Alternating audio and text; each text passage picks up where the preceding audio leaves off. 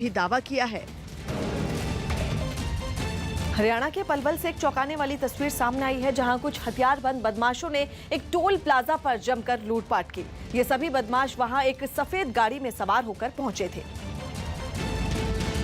और toll plaza के एक बूथ पर उन्होंने अपनी गाड़ी रोक दी। फिर अचानक हथियारबंद 2 बदमाश गाड़ी से उतरे और उनमें एक बदमाश उस बूथ के अंदर घुस गया। उसके हाथ में तलवार को देख वहां बैठे कर्मचारी तुरंत भाग गए। उस बदमाश ने तुरंत वहां रखे पैसे निकाले और दूसरे बूथ की तरफ बढ़ गया। दूसरे बूथ के अंदर 2 कर्मचारी थे, जिनमें एक तो निकल गया, लेकिन दूसरा डर के मारे जमीन पर बैठ गया। जैसे ही वो बदमाश वहां पहुंचा तो उसने तलवार से उसे डराने की कोशिश की। फिर वहां रखे पैसों को लेकर वो आराम से चलता बना। 4,500 के करीब जो बूथ में पैसे थे, उनको भी लेकर वो वहाँ से भाग गए। सीसीटीवी फुटेज के आधार पर पुलिस ने दावा किया कि उसने बदमाशों की पहचान कर ली है। जो पहचान समझ में आ रही है उसके तौर पे टीम गठित कर दी गई है। बताया गया कि इस टोल प्लाजा पर कुछ दिन पहले भी इसी तरह की घटना हुई थी।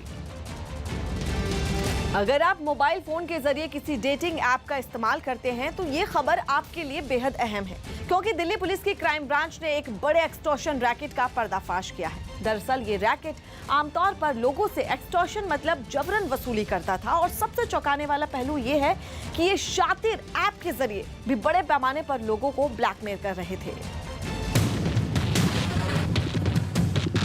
दोस्ती के नाम पर दगा, इंटरनेट के जरिए डर्टी गेम, एक्सटॉर्शन रैकेट का भंडाफोड़,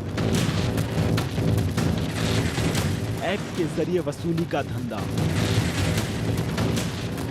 डेटिंग ऐप के जरिए डर का सौदा कैसे होता है और उस डर की आड़ में कैसे ब्लैकमेल करके वसूली की जा सकती है, इसके बारे में इन लोगों से बेहतर कोई नहीं बता सकता। दिल्ली पुलिस की गिरफ्त में मौजूद इन लोगों के चेहरे बेशक ढके हैं, लेकिन इनकी करतूतें खुलेआम लोगों की जेबों पर डाका डाल चुकी हैं। डेटिंग साइट के ऐप के जरिए लोगों को कैसे ठगा जाए और बेशर्म तस्वीरों के जरिए कैसे अपना उल्लू सीधा किया जाए, इस खेल के ये तीनों उस्ताद बताए जा रहे हैं। दिल्ली पुलिस की क्राइम ब्रांच ने एक बड़े एक्सटॉर्शन रैकेट का पर्दाफाश करने का दावा किया है। बताया जा रहा है कि ये गिरोह अलग अलग मोबाइल ऐप के जरिए एक्सटॉर्शन रैकेट चला रहा था। पुलिस ने रैकेट में शामिल 3 लोगों को गिरफ्तार किया है, जिसमें एक लड़की भी है। क्राइम ब्रांच में स्टार्स 2 की टीम ने डीसीपी मनोज और एसीपी अरविंद कुमार के नेतृत्व में एक सेक्सटॉर्शन रैकेट का भंडाफोड़ किया है, जो टिंडर ऐप के जरिए पैसे वाले व्यापारी, कारोबारी और अन्य व्यक्तियों को टारगेट करते थे और उनका वीडियो बनाकर उनको हनी ट्रैप करते थे और फिर ब्लैकमेल करते थे। पुलिस ने जब इस गिरोह की मॉडस ऑपरेंडी बताई, वो भी बेहद चौंकाने वाली थी। बकौल पुलिस ये गिरोह टिंडर ऐप और फेसबुक के जरिए बड़े कारोबारियों और बिगड़े नवाबजादों के साथ दिल्लगी करते थे और उन्हें अपना टारगेट बनाते थे। इसके लिए ये गिरोह लड़कियों और कॉल गर्ल का इस्तेमाल करते थे। अपने टारगेट को होटल में बुलाते थे। होटल के कमरे में ये गिरोह लड़की के हैंडबैग में स्पाई कैमरा फिट कर देते थे, जिससे कमरे में इनके शिकार के निजी पलों की तस्वीरें कैद हो जाती थीं और बाद में वही तस्वीरें इनकी कमाई का जरिया बनती थी। जो कंप्लेंट अभी क्राइम ब्रांच में आई थी, उसमें एक व्यापारी जो कि साउथ दिल्ली की तरफ का है, उससे 1 करोड़ की एक्सटॉर्शन मांगने की फिराक में ये तीनों व्यक्ति थे। तीनों को गिरफ्तार कर 2 स्पाई कैमरे, 1 laptop, 4 micro SD card, 6 phone ये बरामद किए गए हैं। जिन आरोपियों को पुलिस ने दबोचा है, उनमें से एक आरोपी इंजीनियर है और पकड़ी गई लड़की भी सॉफ्टवेयर प्रोफेशनल है। इसके अलावा एक आरोपी का गारमेंट का बिजनेस भी था। दोनों आरोपी लड़कों की पहचान आर्यन दीक्षित और राज किशोर के तौर पर हुई है। बताया जा रहा है कि लॉकडाउन में नौकरी जाने के बाद ये लोग अपने मन मुताबिक मौज मस्ती नहीं कर पा रहे थे, लिहाजा इन लोगों ने अपने हुनर का इस्तेमाल इस रैकेट को चलाने में किया। पुलिस को गुरुग्राम से एक्सटॉर्शन के कई मामलों की शिकायत मिल रही थी। पुलिस ने बकायदा जाल बिछाकर इन लोगों को दबोचा है। Delhi police ST crime branch ने एक ऐसे एक्सटॉर्शन रैकेट का भंडाफोड़ किया है जो दिल्ली एनसीआर के बड़े बिजनेसमैनों को टारगेट करता था और फिर इस रैकेट में शामिल कॉल गर्ल्स और दूसरी खूबसूरत लड़कियां इन टारगेट्स को दिल्ली एनसीआर के 3 स्टार और 5 स्टार होटल में बुलाती थी, जहां पर होटल के कमरे में पहले से ही स्पाई हैंडबैग कैमरे लगे होते थे।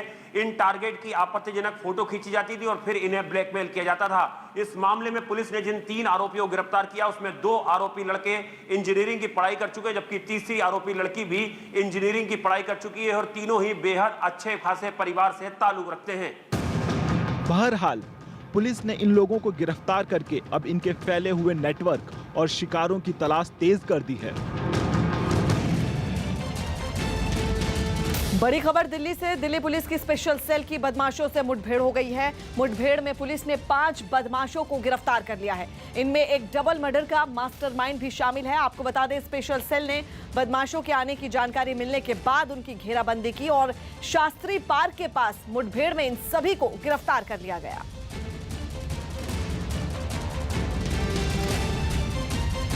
वित्त मंत्री के घर महिला मंत्रियों के लिए टी पार्टी का आयोजन किया गया।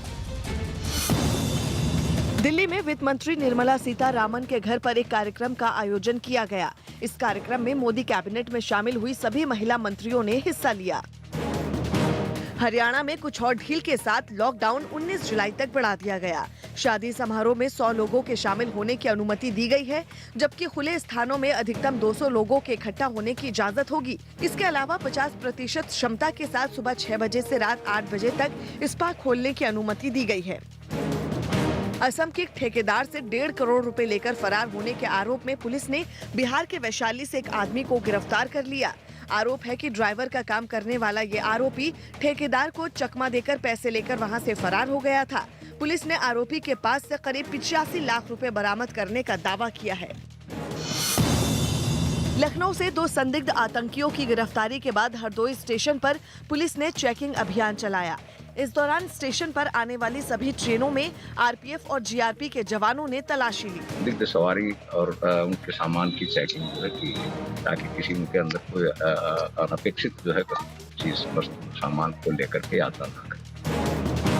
मध्य प्रदेश के बुरहानपुर में पुलिस ने हथियार तस्करी के आरोप में 3 लोगों को गिरफ्तार कर लिया। पुलिस ने आरोपियों के पास से 15 देसी पिस्तौल भी जब्त कर ली है। राजस्थान के नागौर में टैंकर और ट्रक में जोरदार भिड़ंत हो गई। ये हादसा इतना भीषण था कि टैंकर का ड्राइवर उसके कैबिन में फंस गया। मौके पर जुटे लोगों ने काफी कोशिश के बाद ड्राइवर को बाहर निकाला और इलाज के लिए उसे अस्पताल पहुंचाया।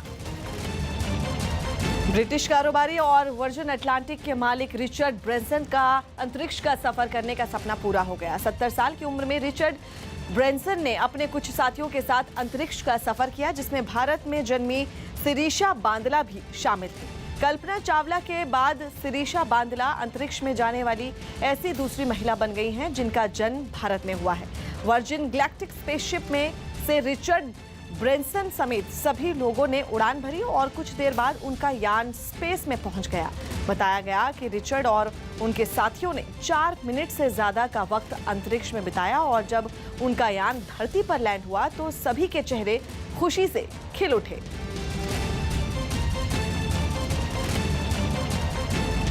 जम्मू कश्मीर पुलिस की स्पेशल टीम ने जम्मू पठानकोट नेशनल हाईवे से आतंकियों के एक मददगार ट्रक ड्राइवर को गिरफ्तार किया है, जिसके पास से पुलिस को हथियार और 2 ग्रेनेड बरामद किए गए हैं। पकड़ा गया शख्स पुलवामा का रहने वाला है, जो आतंकियों को हथियारों की सप्लाई करता था। आपको बता दें, पुलिस ने दावा किया कि आतंकियों के मददगार ने पूछताछ में कबूला है कि जो हथियार ड्रोन से गिराए गए थे वो हथियार उसे आतंकियों तक पहुंचाने थे।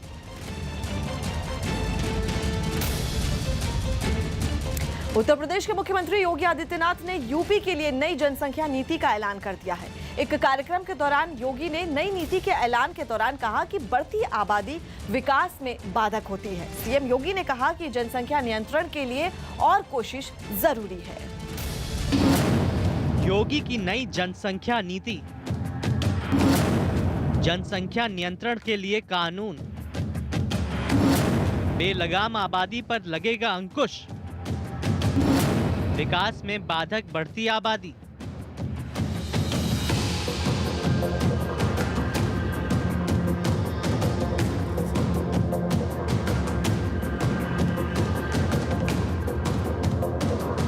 ये भीड़, ये गंदगी की इन तस्वीरों के साथ साथ तरक्की के रास्तों पर तेजी से ना दौड़ पाने की कसक उत्तर प्रदेश के मुख्यमंत्री योगी आदित्यनाथ को बहुत अखर रही है। समूचे सूबे के माथे पर लगे पिछड़ेपन के इस दाग को दूर करने की गरज से ही मुख्यमंत्री योगी आदित्यनाथ ने उत्तर प्रदेश में 2030 तक के लिए नई जनसंख्या नीति का ऐलान किया। यूपी में 2030 के लिए जनसंख्या नीति का ऐलान। सीएम ने बढ़ती आबादी को विकास में बाधक बताया। आबादी पर नियंत्रण के लिए जागरूकता अभियान जरूरी। मुख्यमंत्री योगी को अब इस बात का अच्छी तरह से अंदाजा हो गया है कि इस पर नियंत्रण पाने के लिए जागरूकता अभियान चलाए जाने की सबसे ज्यादा जरूरत है। सबसे पहला कार्य अवेयरनेस का, जागरूकता का, उन तबकों को चिन्हित करना, उनके बीच में अवेयरनेस के उस प्रकार के कार्यक्रम को आगे बढ़ाना। अगर इस दिशा में हम प्रयास कर सकें और जिसका निरंतर चल रहा है, वो अत्यंत महत्वपूर्ण है। मुख्यमंत्री योगी आदित्यनाथ ने बढ़ती आबादी को ही प्रदेश के विकास में सबसे बड़ी बाधक माना कि बढ़ती हुई जनसंख्या विकास में कहीं न कहीं बाधक हो सकती है।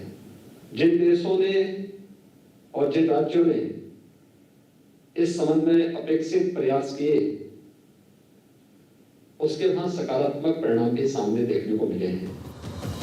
मुख्यमंत्री योगी आदित्यनाथ ने कहा कि समाज के हर तबके को ध्यान में रखकर प्रदेश सरकार इस जनसंख्या नीति को लागू करने का काम कर रही है।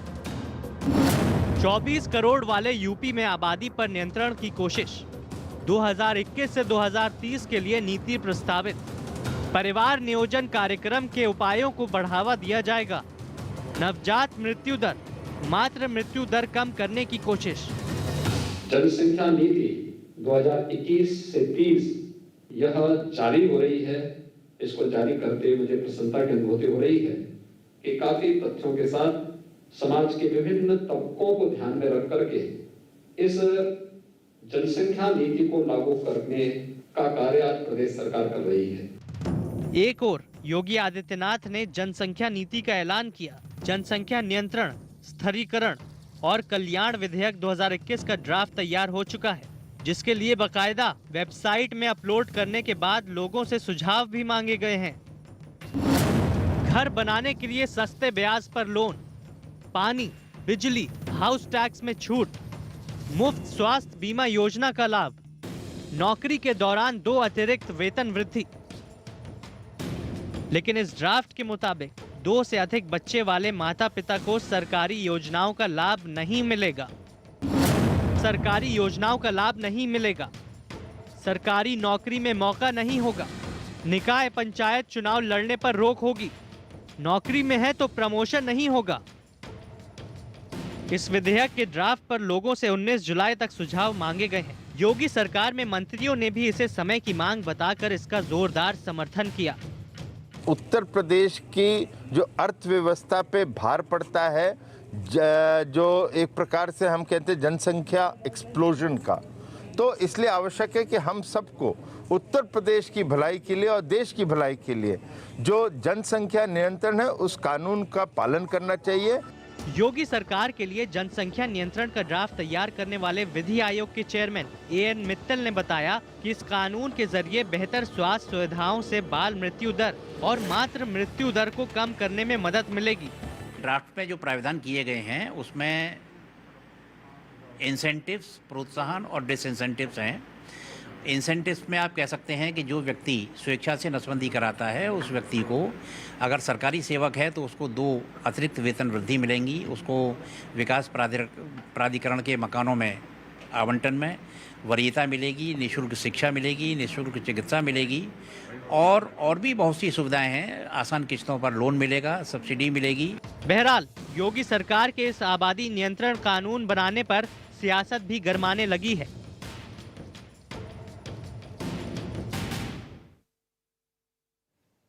लखनऊ में 2 संदिग्ध आतंकियों की गिरफ्तारी के बाद अयोध्या में सुरक्षा बढ़ा दी गई है। अयोध्या के प्रवेश मार्ग पर आने वाले लोगों और गाड़ियों को जांच के बाद ही अंदर जाने दिया जा रहा है। तस्वीरें हम आपको दिखा रहे हैं कि किस तरह से चप्पे चप्पे पर सुरक्षा के इंतजाम है और आने जाने वाली हर गाड़ियों को चेक किया जा रहा है। राम जन्मभूमि की ओर जाने वाले सभी रास्तों पर पुलिस का पहरा बढ़ा दिया गया है और अयोध्या में जगह जगह लगे सीसीटीवी कैमरों के जरिए से लोगों पर निगरानी रखी जा रही है। आपको बता दें, जांच के दौरान किसी पर संदेह होने पर उनका पहचान पत्र देखने के साथ ही कड़ाई से पूछताछ भी की जा रही है और रिहायशी इलाकों में भी पुलिस की टीमें गश्त कर रही हैं। किस तरीके की आज सुरक्षा बढ़ाई गई और सुरक्षा बढ़ाने का विशेष कारण क्या है? देखिए, सुरक्षा बढ़ाने का विशेष कारण तो आपको भी जानकारी है। वर्तमान में जो लखनऊ में 2 आतंकवादी पकड़े गए हैं, इसको लेकर हम लोग विशेष अलर्ट हुए हैं और सतर्कता तो हमारी पूरी पहले से थी। हम लोग red zone, blue zone, yellow zone, green zone के सारे बैरिकेडिंग पर चेकिंग चलती है, जैसा कि आप यहाँ खुद देख रहे हैं, पूर्व में भी और आज भी। आज हम लोग विशेष सतर्कता इसलिए कि एक आदमी को चेक करें, एक वाहन चेक करें, बाहरी व्यक्तियों को भी, चाहे अंदर के व्यक्तियों को, यहाँ के रहने वाले क्यों ना हो, सभी को चेक करके ही अंदर जाने दिया जा रहा है। हरियाणा के सिरसा में किसानों ने विरोध प्रदर्शन के दौरान डिप्टी स्पीकर रणबीर सिंह गंगवा की गाड़ी पर पीछे से हमला कर दिया, जिससे गाड़ी का पिछला शीशा टूट गया। दरअसल रणबीर सिंह गंगवा और सांसद सुनीता दुग्गल सिरसा में बीजेपी के कार्यक्रम में शिरकत करने के लिए पहुंचे थे, जहां उनको किसानों के विरोध प्रदर्शन का सामना करना पड़ा। हालांकि रणबीर सिंह गंगवा को पुलिस ने सुरक्षित बाहर निकाल दिया था, लेकिन इस बीच उनकी गाड़ी को किसानों ने क्षतिग्रस्त कर दिया।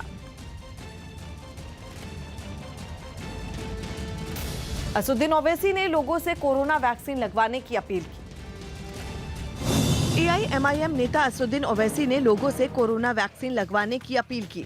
उन्होंने कहा कि कोरोना की रोकथाम के लिए वैक्सीन लगवाना जरूरी है। थर्ड वेव को अगर रोकना है तो वैक्सीनेशन करवाना जरूरी है। दिल्ली के शास्त्री पार्क इलाके में पुलिस की बदमाशों से मुठभेड़ हो गई। मुठभेड़ के बाद पुलिस ने 5 बदमाशों को गिरफ्तार कर लिया। इनमें एक डबल मर्डर का मास्टरमाइंड भी शामिल है। बिहार के रोहतास में आसमानी बिजली गिरने से 2 महिलाएं बुरी तरह घायल हो गईं। दोनों घायल महिलाओं को इलाज के लिए अस्पताल में भर्ती करवा दिया गया है। इटली ने यूरो कप का खिताब जीत लिया। रोमांचक मुकाबले में इटली ने पेनल्टी शूटआउट में इंग्लैंड को 3-2 से हरा दिया। यूपी के बरेली में खेत में बने गड्ढे में डूबने से 2 बच्चों की मौत हो गई। ये दोनों बच्चे एक ही परिवार के थे, जिसके बाद परिवार वालों का रो रो कर बुरा हाल हो गया। राजस्थान के धौलपुर में बिजली विभाग के कर्मचारियों पर हमला हो गया। आरोप है कि ट्रांसफार्मर खोले जाने की सूचना पर ये टीम गांव पहुंची, तभी कुछ लोगों ने टीम पर हमला कर दिया। इस हमले में करीब 4 कर्मचारी घायल हो गए, जिन्हें अस्पताल में भर्ती करवा दिया गया। म्यांमार के यांगोन में एक बार फिर कई लोगों ने सड़कों पर उतरकर सेना के खिलाफ प्रदर्शन किया। वहां की सेना ने करीब 4 महीने पर तख्ता पलटकर लोकतांत्रिक तरीके से चुनी गई सरकार को सत्ता से हटा दिया था, जिसके विरोध में वहां लंबे वक्त से प्रदर्शन चल रहे हैं। इस बार भी म्यांमार के यांगोन शहर में लोकतंत्र बहाल करने की मांग करते हुए सैकड़ों लोग सड़कों पर उतरे। हाथों में बैनर और पोस्टर लिए इन लोगों ने सैन्य शासन के खिलाफ खूब नारेबाजी की। कई वहां की सेना के झंडे लेकर प्रदर्शन में पहुंचे। फिर एक जगह रुककर उन लोगों ने सेना के झंडों को आग लगाकर अपना विरोध जताया। शहर के कई इलाकों में इन लोगों ने प्रदर्शन किया, लेकिन बाद में पुलिस ने उन्हें खदेड़ दिया। इसी साल फरवरी में हुए तख्ता पलट के बाद म्यांमार में कई बार हिंसक प्रदर्शन हो चुके हैं, जिनमें कई लोग मारे जा चुके हैं। राजस्थान में मानवता को शर्मसार करने वाला एक वीडियो वायरल हुआ है। यहाँ के भीलवाड़ा जिले में एक दलित लड़के की बकरी चोरी के आरोप में बेरहमी से पिटाई की गई। इस दौरान पहले तो आरोपी को एक पेड़ से बांधकर लटकाया गया। उसके बाद इलाके के ही कुछ लोगों ने कानून का मखौल उड़ाते हुए आरोपी लड़के की बर्बरता से पिटाई की।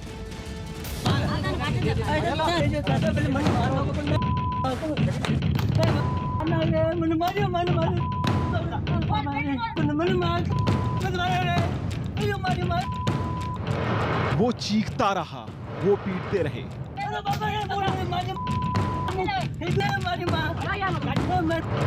वो रहम की भीख मांगता रहा।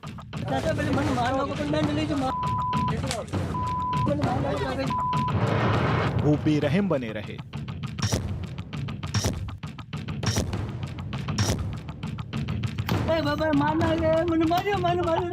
ये तस्वीरें हम आपको साफ साफ नहीं दिखा सकते।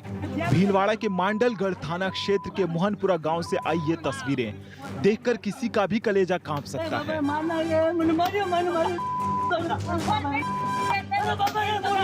पेड़ से लटकाकर यहाँ जिस शख्स की बर्बरता से पिटाई हो रही है उस पर बकरी चोरी करने का आरोप है। रोंगटे खड़े कर देने वाली इस वारदात की कहानी अब की नहीं है। ये मामला अब से करीब 10 दिन पहले का है, जब गांव के ही एक परिवार की बकरी चोरी हो गई थी। बकरी चोरी के इसी शक की वजह से गांव के दबंग लोगों ने इस दलित लड़के को धर लिया और उसके बाद इस लड़के के साथ क्या हुआ उसे शब्दों में बयान नहीं किया जा सकता। बार बार ये शख्स गुहार लगाता रहा कि उसने बकरी नहीं चुराई है, लेकिन शक के आधार पर ये लोग इस लड़के के साथ बेरहमी से पेश आते रहे। दलित के साथ हुई बर्बरता का ये वीडियो जब वायरल हुआ तब पुलिस एक्शन में आई।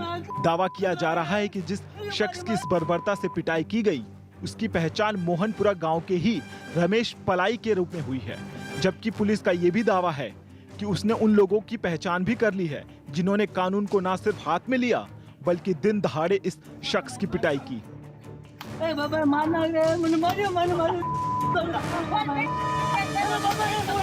पुलिस से मिली जानकारी के मुताबिक पिटाई की इस घटना को अंजाम देने वालों की पहचान बाबूलाल तेली और बर्दीचंद बारेट के रूप में हुई है। जो सोशल मीडिया पे मोहनपुरा के एक युवक का वीडियो वायरल हुआ था, उसको ट्रेस करके मुकदमा दर्ज करके 7 आरोपियों को गिरफ्तार किया जा चुका है। अनुसंधान सीओ साहब श्री ज्ञानेंद्र सिंह जी राठौड़ कर रहे हैं और साथ ही आरोपियों को गांव से 151 में शांति भंग के आरोप में गिरफ्तार किया गया है। दर्द से करहाते इस दलित युवक की कहानी उसी राजस्थान से आई है, जहां बीते कई दिनों से कानून व्यवस्था लगातार सवालों के घेरे में रही है। यही वजह है कि अब पुलिस इस मामले में कानून को हाथ में लेने वालों के खिलाफ सख्त कार्रवाई का मन बना चुकी है। पश्चिम बंगाल के आसनसोल में महंगाई के विरोध में निकाली गई एक रैली में टीएमसी के 2 गुट आपस में ही भिड़ गए। एक गुट ने आरोप लगाया कि पार्टी के लिए दिन रात काम करने के बावजूद उन्हें प्रदर्शन में शामिल होने के लिए नहीं बुलाया गया।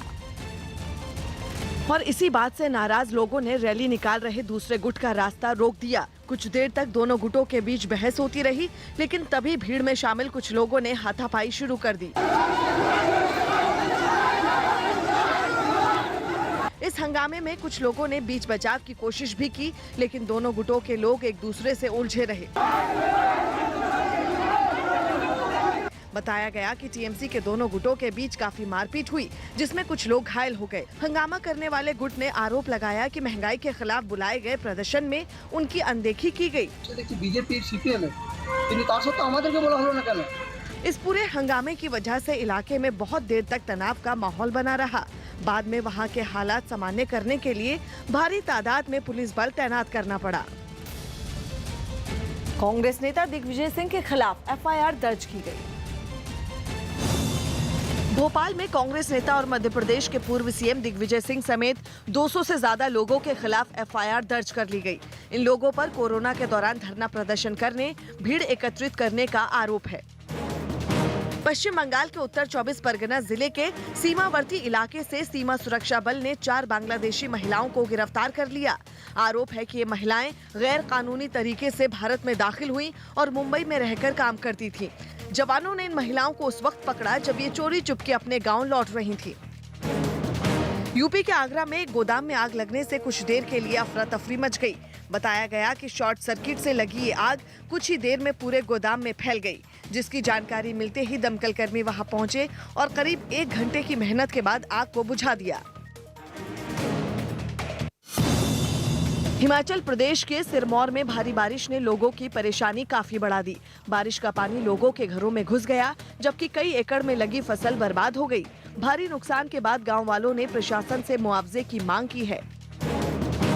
मध्य प्रदेश के सिवनी में कुएं में उतरे पिता पुत्र की जहरीली गैस का रिसाव होने से मौत हो गई। घटना के बाद गांव में मातम पसरा हुआ है। पुलिस ने मामला दर्ज कर जांच शुरू कर दी है। बिहार के बांका में पुलिस ने शराब तस्करी के आरोप में 3 लोगों को गिरफ्तार कर लिया। पुलिस ने आरोपियों से काफी मात्रा में शराब बरामद करने का भी दावा किया है। हरियाणा के पलवल से एक चौंकाने वाली तस्वीर सामने आई है, जहां कुछ हथियारबंद बदमाशों ने एक टोल प्लाजा पर जमकर लूट की। ये सभी बदमाश वहां एक सफेद गाड़ी में सवार होकर पहुंचे थे और टोल प्लाजा के एक बूथ पर उन्होंने अपनी गाड़ी रोक दी। फिर अचानक हथियारबंद 2 बदमाश गाड़ी से उतरे और उनमें एक बदमाश उस बूथ के अंदर घुस गया। उसके हाथ में तलवार को देख वहां बैठे कर्मचारी तुरंत भाग गए। उस बदमाश ने तुरंत वहां रखे पैसे निकाले और दूसरे बूथ की तरफ बढ़ गया। दूसरे बूथ के अंदर 2 कर्मचारी थे, जिनमें एक तो निकल गया लेकिन दूसरा डर के मारे जमीन पर बैठ गया। जैसे ही वो बदमाश वहां पहुंचा तो उसने तलवार से उसे डराने की कोशिश की। फिर वहां रखे पैसों को लेकर वो आराम से चलता बना। 4,500 के करीब जो बूथ में पैसे थे उनको भी लेकर वो वहाँ से भाग गए। सीसीटीवी फुटेज के आधार पर पुलिस ने दावा किया कि उसने बदमाशों की पहचान कर ली है। जो पहचान समझ में आ रही है उसके तौर पे टीम गठित कर दी गई है। बताया गया कि टोल प्लाजा पर कुछ दिन पहले भी इसी तरह की घटना हुई थी। अब हम आपको ऐसी तस्वीरों से रूबरू करवाने जा रहे हैं जिनको देखकर शायद आप डर जाएं, क्योंकि कोरोना अभी खत्म नहीं हुआ है। दूसरी लहर का कहर कुछ कम जरूर हुआ है, मगर इस तस्वीर को देखकर आपको यकीन होने लगेगा कि हो ना हो तीसरी लहर कभी भी दस्तक दे सकती है, क्योंकि कोरोना गाइडलाइंस में ढील मिलते ही बड़ी संख्या में लोग छुट्टियां मनाने पहाड़ों पर निकल गए हैं। लगातार उमड़ रही भीड़ और भीड़ की लापरवाही ने तीसरी लहर को एक तरह से न्योता देना शुरू कर दिया है। तीसरी लहर को खुला न्योता, दिखने लगी लापरवाही की इंतहा। सैलानियों की भीड़ ने बढ़ाई आफत। क्या इन तस्वीरों को देखकर डर नहीं लग रहा? क्या ये तस्वीरें किसी बड़ी आफत को दावत देती नहीं दिखाई दे रही? इन तस्वीरों को जरा अपने जहन में रखिए और अब जरा आंख बंद करके बस 2 महीने पुराने उस मंजर को याद कीजिए, जब सारा मुल्क सांस के एक एक कतरे के लिए तड़प रहा था। अस्पतालों में एक एक बेड की खातिर कोई कुछ भी करने को तैयार था, यहाँ तक कि अपना घर मकान तक गिरवी रखने को राजी हो रहा था। इस मुल्क में शायद ही कोई होगा जिसकी आंखों को इन मंजरों ने आंसुओं से ना भर दिया हो। लेकिन 2 महीने के बाद ही उत्तराखंड और हिमाचल के पहाड़ों से जो तस्वीरें सामने आई हैं, वो शायद उससे भी भयानक डर का वास्ता दे रही हैं। क्या ये तस्वीर हमें सिर पकड़कर सोचने को मजबूर नहीं कर रही हैं कि असल में ये लोग कितनी बड़ी मुसीबत को दावत देने वाले हैं? कोरोना की दूसरी लहर अभी पूरी तरह खत्म नहीं हुई है, तीसरी लहर आने का अंदेशा बना हुआ है। इन सब के बीच कोरोना का खतरा भूल चुके लोग कोरोना के नियमों को ताक पर रखकर मौज मस्ती के समंदर में गोते लगाने लगे हैं। आलम यह है कि उत्तराखंड के पर्यटन स्थल यानी सैलानियों की सैरगाह की तरफ जाने वाले रास्तों पर लंबे लंबे जाम नजर आने लगे हैं। वीकेंड पर लगातार मसूरी में बढ़ रही भीड़ पर काबू पाने के लिए जिला प्रशासन ने बिना कोविड नेगेटिव रिपोर्ट, बिना स्मार्ट सिटी पोर्टल में रजिस्ट्रेशन के साथ मसूरी में होटल बुकिंग न होने पर सैलानियों को वापस भेजा जा रहा है। पुलिस ने कुठाल गेट में बैरिकेडिंग लगाकर टूरिस्टों की चेकिंग करना शुरू कर दिया है। बीते दिनों मसूरी में जिस तरीके की कुछ तस्वीरें आई थी और वहां बहावई भीड़ देखने को मिल रही थी, उसी हिसाब से अब देहरादून पुलिस और प्रशासन ने एक निर्णय लिया है और मसूरी जाने वाले उन सभी लोगों को लगभग रोक रही है। और वही लोग मसूरी में जाएंगे अब जिनके पास मसूरी का जो होटल है, होटल की बुकिंग होगी या रजिस्ट्रेशन किया गया हो, वही उन्हीं लोगों को ये मसूरी जाने की अनुमति दी जा रही है। वीकेंड पर हिमाचल प्रदेश के धर्मशाला में सैलानियों की भरमार लग गई है। अपर धर्मशाला की ग्लोबल सिटी धर्मशाला में भी सैर सपाटा करने वालों की भीड़ नजर आई। क्राउड को आप इस वक्त देख सकते हैं कि कितनी ज़्यादा क्राउड जो है, कितने ज़्यादा टूरिस्ट जो है वो यहाँ पर देखे जा रहे हैं, इसलिए क्योंकि वीकेंड है। और मैदानी इलाकों में जिस तरह से जो झुलसने वाली जो गर्मी पड़ रही है, उस तपिश को कहीं ना कहीं मिटाने के लिए लोग पहाड़ों का रुख कर रहे हैं और यहाँ पहुँच रहे हैं। और यहाँ पर कुछ हद तक जो है वो राहत की सांस लेने के लिए आएंगे, लेकिन ऐसा ना हो कि कोविड काल में अगर हम एहतियात ना बरतें और हम लोग कहीं परेशानी के सबब में ना उलझ जाएं। टिहरी जिले में सैलानियों की बढ़ती भीड़ को देखते हुए पुलिस ने जिले की एंट्री पॉइंट पर चेकिंग तेज कर दी है। अब बिना कोविड नेगेटिव रिपोर्ट के जिले में एंट्री नहीं दी जा रही है। कैम्पटी, धनौल्टी, करताल, नई टिहरी और टिहरी झील बोटिंग पॉइंट में भारी संख्या में सैलानी पहुंच रहे हैं। पुलिस ने चेकिंग के लिए जिले में 13 चेक पोस्ट बनाए। जिला टिहरी की अगर हम बात करें तो कुल 13 चेक पोस्ट लगातार हमारे जिले में काम कर रहे हैं, जिसमें नेगेटिव RT-PCR रिपोर्ट के बाद ही एंट्री हमारे जिले के अंदर है। ये सही है कि कोरोना की वजह से लोगों का कारोबार चौपट हो गया, लेकिन ये भी उतना ही सही है कि जरा सी लापरवाही लोगों को बहुत बुरी तरह चौपट कर सकती है। हमारे कुटुंब में कम से कम 10 लोग हैं, उसका पेट भरना बहुत मुश्किल हो रहा है अभी। तो ये सरकार ने खुलना चाहिए अभी, ये टाइगर पॉइंट, लायंस पॉइंट, इसके वजह से हमारा रोजगार है, बाकी इधर कुछ नहीं, खेतीबाड़ी नहीं, कुछ नहीं। पर्यटन स्थलों की तस्वीरें देखकर ऐसा लग रहा है जैसे कोरोना महामारी कभी थी ही नहीं। ऐसे में यही कहा जा सकता है कि ये लापरवाही बहुत महंगी पड़ेगी। बड़ी खबर राजस्थान के जयपुर से। राजस्थान के आमेर में आसमानी बिजली गिरने से 11 लोगों की मौत हो गई। मौसम में आए बदलाव के बाद बड़ी संख्या में लोग आमेर की पहाड़ियों पर घूमने पहुंचे थे, जहां अचानक बिजली गिर गई और बिजली गिरने से 11 लोगों की मौत हो गई। आपको बता दें 12 लोगों की गंभीर रूप से वो झुलस गए हैं, जिसके बाद उन्हें अस्पताल में भर्ती करवाया गया है। तो वहीं बिजली गिरने की जानकारी मिलते ही पुलिस और SDRF की टीम मौके पर पहुंची और घायल लोगों को फौरन अस्पताल पहुंचाया। जिस जगह आसमानी बिजली गिरी वहां दोनों ओर गहरी खाई है। रेस्क्यू ऑपरेशन अब भी जारी है।